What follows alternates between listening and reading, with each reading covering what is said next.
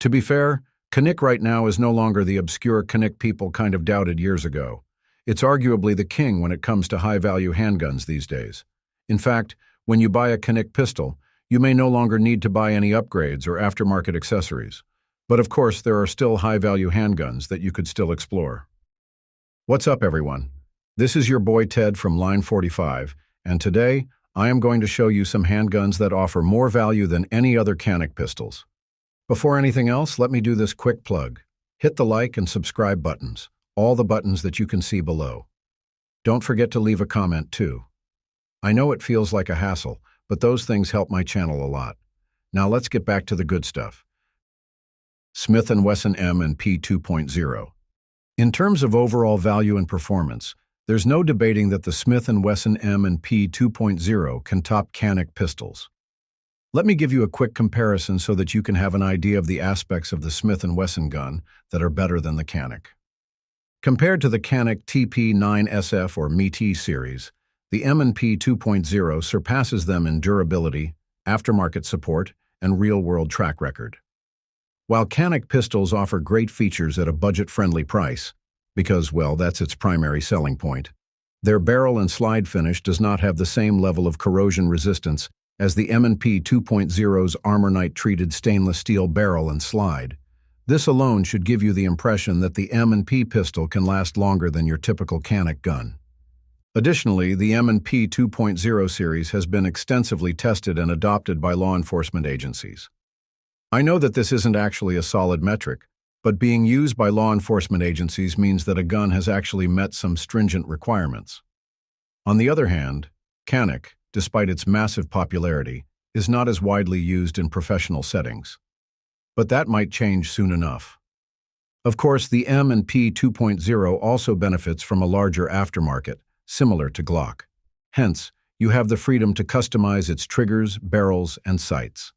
Canik typically relies on proprietary parts, so your option to tinker with this pistol is quite limited. Plus, the M&P has an aggressive grip texture, which is a stark feature of its assembly. It provides secure and comfortable control while rapid firing, which is something that you can contrast with the smoother grip of Canik pistols. Its flat-faced trigger has a tactile reset and clean break, which I think is around 5 pounds, and this is a massive improvement from the original trigger used in the M&P pistols. So, in terms of trigger alone, the M2.0 doesn't lag against Canik's well-known triggers. You can also buy the M&P 2.0 in a variety of configurations, including optics-ready models, full-size, compact, and metal-framed variants. Canik doesn't have this kind of extensive catalog yet. Shadow Systems MR920. I know that you didn't expect a Shadow Systems pistol to pop up in this video. But yes, in terms of value and long-term satisfaction, you can never go wrong with Shadow Systems. After all, these guns are basically refined versions of your popular GLOCK pistols.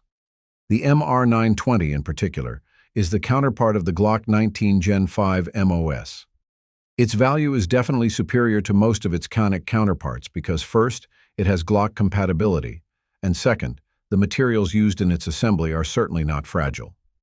The MR920 is also tailored for duty and defensive use, so that should give you a hint that this one is meant to be reliable. I can put the MR920 side by side with the Canik MT SFX, and the Shadow Systems pistol would still shine. It surpasses its Canik counterpart in durability, modularity, and aftermarket support. Now don't get me wrong, the Canik MT SFX is such a good pistol. It has an excellent factory trigger and comes with useful accessories on its package, but it lacks GLOCK pattern compatibility, which gives the MR920 a massive advantage in terms of customization. If you want to improve the trigger of the MR920, you can just do so freely.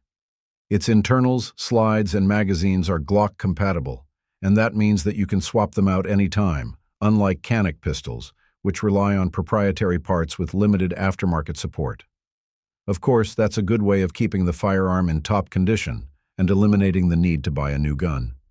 Additionally, Shadow Systems pistols are designed with serious duty and defensive use in mind, just like I mentioned. They feature higher quality nitride finishes on the slide and barrel, which have better longevity and corrosion resistance than Canik standard finishes. Also, I have to say that the MR920 is built better than most Canik guns out there. The polymer frame with aggressive stippling feels substantial, and with the interchangeable backstraps, adjusting the grip angle becomes easy. It even features an extended beaver tail, so that you can control the gun better and mitigate its muzzle flip. The patented multi-footprint optics cut is something else too.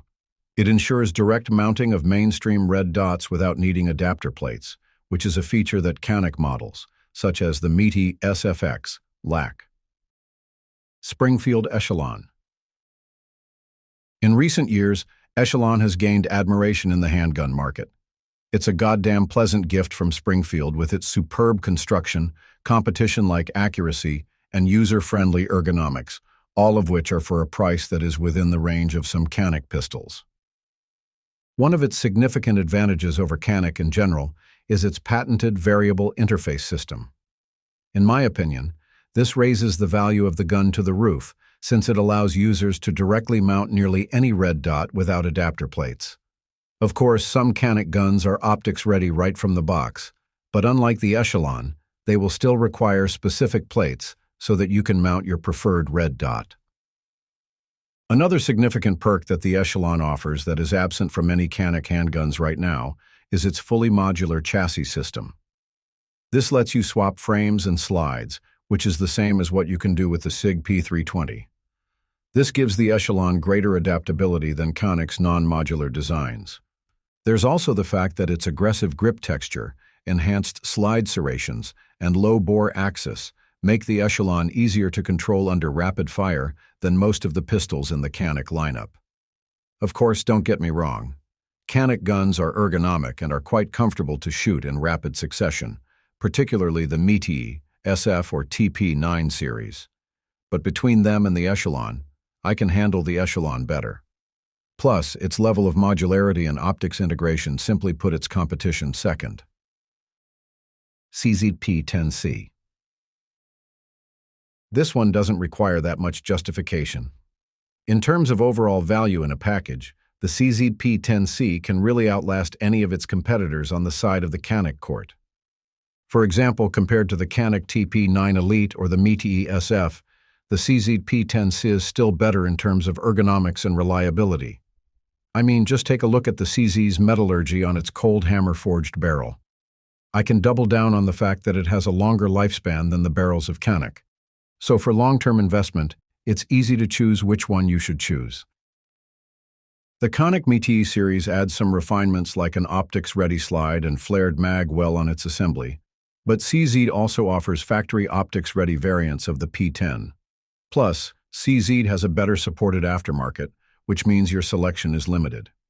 Trigger-wise, CZ P10 remains better. I am not downplaying CZ triggers. Those are really good triggers. However, the P10C's trigger feels a lot more predictable and cleaner, so it's really great for rapid firing. The P10C, similar to other P10 pistols, is built with a fiber-reinforced polymer frame that features an aggressive grip texture. It's light but really tough and handles really well.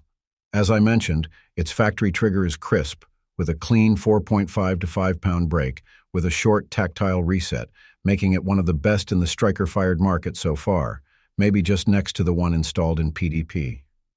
Another thing that drives the CZP-10C's value is its tight tolerances, ensuring better resistance to wear over time. The pistol also features ambidextrous slide stops, a reversible mag release, and forward slide serrations, making it left-hand friendly and easier to manipulate in high-stress scenarios. Additionally, the low-bore axis reduces muzzle flip, resulting in better recoil control and faster follow-up shots. Walther PDP. One way or another, the Walther PDP drives more value than any Canik pistol. Hear me out. The Walther PDP, or the Performance Duty Pistol, offers superior value over Canik pistols due to its refined ergonomics, exceptional trigger, and modularity. I know these things are also present in any Canik guns, but Walther did it better.